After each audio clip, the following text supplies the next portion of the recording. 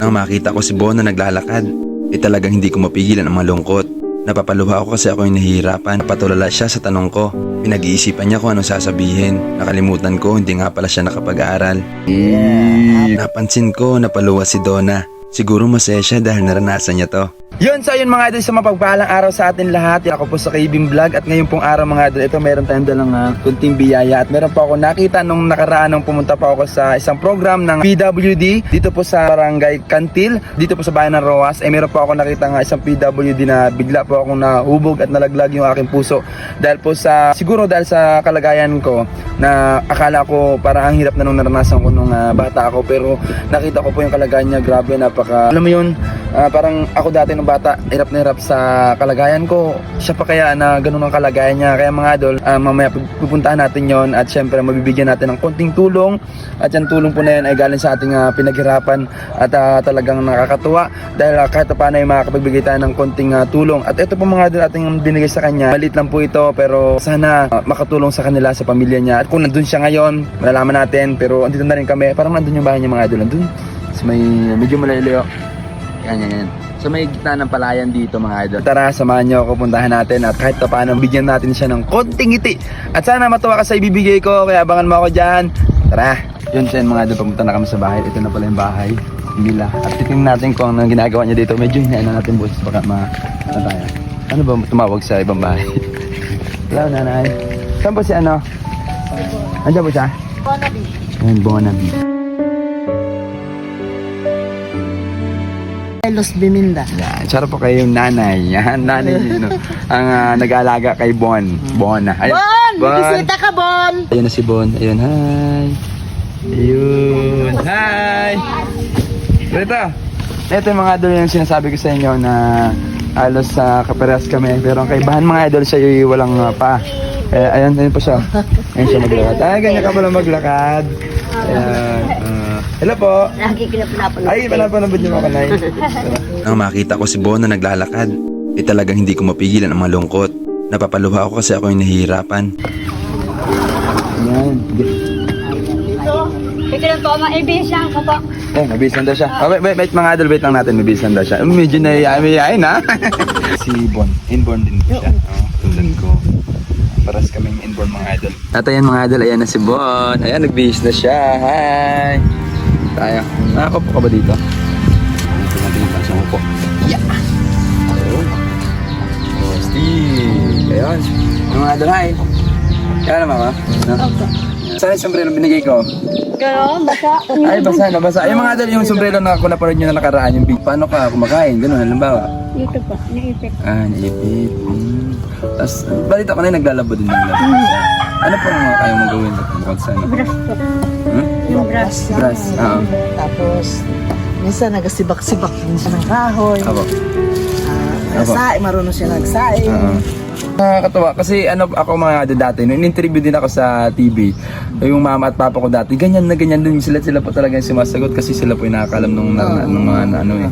Kaya po bumalik ako dito sa kanya dahil nakita ko po yung sarili ko po kasi nung bata po ako, nung nahirapan ako sa sitwasyon ko, parang nakita ko yung kalagayan niya na, grabe, kung ako dati mas mahirap yung naranasan ko, syempre ito, walang kamay, walang paa, parang hindi po parang hindi po biro itong gantong kalagayan kasi ako kahit paano may paa, pero sobrang hirap na rin po nung naranasan ko, grabe. Hindi kasi mahirap yung mga idol ang pinakamahirap sa aming mga kapansanan. Kaya para po sa akin, sa mga kapwa ko may kapansanan, tuloy laban lang tayo sa ating buhay. At para naman po sa mga walang kapansanan, sana kung tayo nabubuhay sa mundo, kung bakit tayo nabubuhay, sana maging mabuting tao na lang tayo. Kasi may mga tao na katulad namin na nahihirapan sa buhay, di ba? Ramdam mo na yung paghirap, di ba? Yung kailangan ni Bona ng tagapag-alaga na talagang, alam mo yun, yung hindi siya iwan hanggang dulo. Ilang taon ka na ngayon? 32. 32 ka na? 32 ka na? Matanda ka pa pala siya sa akin. 1991. Tapos si nanay. 1991. Kala ko, 1991. Kala ko matanda pa ka sa kanya. Ay, 32 ka na pala. 90 siya yan. Ay, nag-aral pa siya? Mali. nag-aral din siya nung kinder, saka nag-grade 1. Naranasan ko yun na parang disqualified sa mga bagay. Hindi ka pwede kasi ano ka, ganyan ka. Sabi ko, sakit yun. Ito, makapag-aral. Dapat meron siyang karapatan na makapag-aral. Di ba? Dapat meron. Katulad po, grade 1 lang po natapos. Hindi ka natapos pa. Hindi pa natapos? Grabe, nakakaano naman. Kamusta ka naman? Ayos ka naman. Okay lang. Nakakaya mo naman yung masaya ka naman. Okay lang. Masaya naman siya. Nagawa mo naman yung gusto mong gawin, ganun, di ba? Nakakapasyal-pasyal din siya, nanay. Mas naiyak si nanay, grabe naiyak si nanay.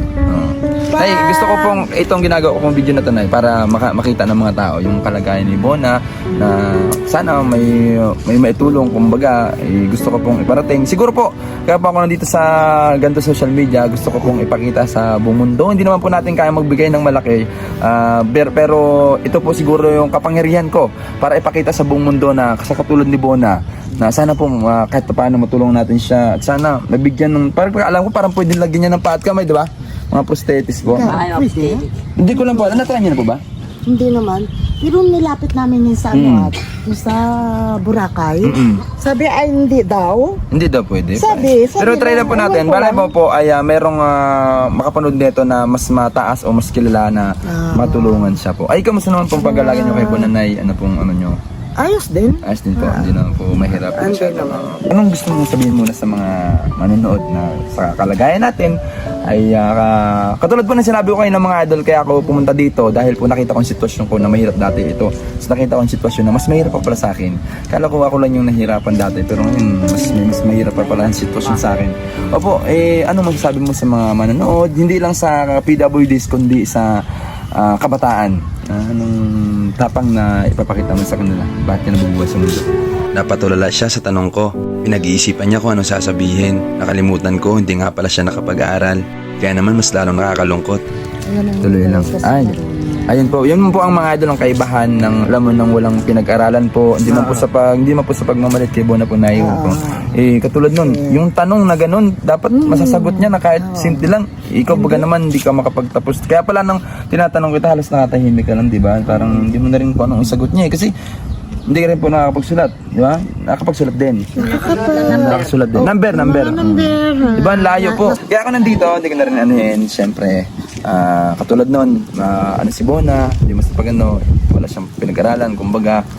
Ako kahit paano, siguro andito ako sa mundo, sa social media. May kunti akong tuling na bigay siya. Pabot nga, George, ng aking ano. Sana po ay, ano niya tayo na, ito po ay maliit man o siyempre, galing po ito sa puso ko at pinaghirapan ko po ito po. Sana tanggapin ko ito, ayan. So, ayan, meron yan. Ay, pagkain ka para mamaya. Ayan. Ito pa yung bigyan natin kay Bona. Siyempre may konting ano rin tayo. Yung blessing. Ano lang to? Yan. Hindi man tayo mayaman, pero ang mahalaga, makapagbigay tayo basta galing sa puso. Binigyan ko siya ng sombrero at natutuwa siya na nakita ko yung ngiti niya na binigyan ko ng sombrero. Mahilig pa sa sombrero. Kaya pala ng sombrero ko, inikit ko. Yun pa talaga, ayaw ko talaga ibigay yun kasi po marami nag-aabol ng mga gamit ko. Sabi ko, nakita ko siya, sabi ko, natulala ako sa kanya, Talagang biglang nagganong puso ko, babaan dibdib ko na, grabe naman to. Parang sobrang hirap nung binigay sa amin na sitwasyon na yun, di ba? Parang ganun. Tapos dami-dami namang mga tao, pero sa amin pa binibigay yung mga ganyang gano'n. Apo, hirap mo sitwasyon namin mga PWD. Dito, wala rin Apo. kwenta. Yun nga po ang ano eh. Kaya po, yun ako na lang po magsasabi sa sasabihin ni Bona kasi alam naman natin hindi siya kayang katulad ko, marami mga salitang nalalaman. Kumbaga, ako po magsasabi sa mga kapwa ko may kapansanan, sa kapwa ko PWDs, ayan, kahit ganito ang aming kalagayan, patuloy kami lumalaban sa buhay kahit mahirap ang aming kalagayan, aming sitwasyon. Yan, masasabi namin sa mga kapwa ko PWDs, laban tayo ng laban, huwag tayong susuko. Kung may pangarap tayo, tuloy lang natin. Siyempre sa mga kabataan na mga gustong nangangarap, mag-aral kayo dahil po mahirap po ang walang pinag-aralan. Grabe, mahirap po yan. Yan po ang isa sa pinakamahirap po ang walang pinag-aralan dahil po katulad po ng mga bagay-bagay, madali kang mauto kung baganay. Kasi buti na lang nandito si nanay at na ano. Ano pong masabi niyo na sa binigyan natin kay ano? Ay, maraming salamat sa binigay na biyaya. Yun. Nanay. Apo, ito po yung binigay natin ay galing po sa ano natin sa pinaghanapan kahit paano. Binalikan ko talaga si Bona. Ayun si Bona. Sana malayo pang marating ng video na to at sana makita si Bona sa kalagayan niya. At sana mabigyan siya ng konting tulong. Na hindi po ako nangako na makakabalik pero kung sakali kung papala rin kung may makapanood po to sana matulungan po si Bona, no? Nice ka lang? Ito mo. Napansin ko napaluwas si Donna. Siguro masaya siya dahil naranasan niya to. Grabe, naiiyak ako. Maraming salamat po. Ikaw nga. Maraming salamat po. Yay! Nakakatawa. Ayun, laban na laban mga idol. Ayun, maraming salamat sa lahat ng mga nanay. Palakpak si nanay. Ayun, naiiyak si nanay. Grabe. Ayun, thank you po sa inyo lahat. Thank you po sa lahat ng manonood mga idol. Hanggang dito na yung video. Sana mapanood nyo to. Sana ma-share nyo. At sana marami pa tayong matulungan na kapwa natin PWDs. Laban lang. Andito ako sa mundo para magbigay ng inspirasyon sa lahat. Andito ako sa mundo. At siguro kaya naging ganito ang atin. Yun ang sinasabi ko na may mission na binigay sa atin. At yung mission na yun ay makapagbigay ng mapakita ko sa buong mundo ang mga PWDs na mga katulad nito. Na akala ko ako na yung sobrang hirap na naranasan. Yung mas mahirap pa pala sa akin. Opo. Kaya laban lang tayo mga idol. Follow, subscribe. Let's go. Bye-bye! Minsan nahihirapan tayo sa buhay. Minsan parang gusto na nating sumuko. Pero may mga tao pa lang mas nahihirapan sa atin.